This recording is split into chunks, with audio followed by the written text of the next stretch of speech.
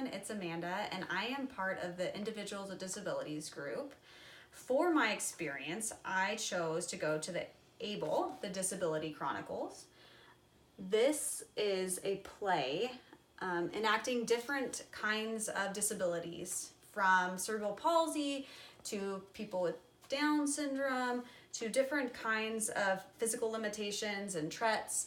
So that was a very eye-opening experience coming to see this. Before I had came to ABLE, I really didn't know what to expect. Grace and I, and also Sonora, all went to this. But before the project, Grace and I had a discussion about what we thought this was going to be like. And my interpretation was, this is going to be more of a comedic relief. This is going to be something, not saying making fun of disabilities, but more of a way to help bring light and a different perspective. But as soon as it started, I realized that was not going to be the case. It was very dramatic and also very sad, because you got to see from a different perspective how individuals with disability live their life. One of the biggest that stuck out to me of all of the different acts was "The Chair Is Not Me." And this was done by a man who suffers from cerebral palsy. And he actually has quite a few books out now. And his first book is called "The Chair Is Not Me."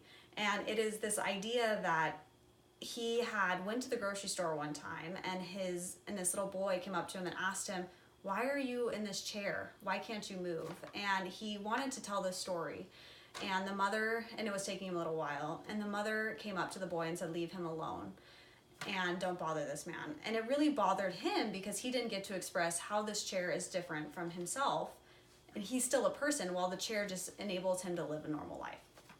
And so that inspired him to write this story. And this poem really speaks to the fact that he is still an individual. He is someone who has goals and aspirations and love and wants to give back to the society. The chair just enables him to do this. And to me, it spoke to me in many ways, because I felt like there's so many times where we see someone with any sort of disability that we discredit them, like, oh, we should help them, or they're inadequate, they can't do that themselves, and they are defined by that disability.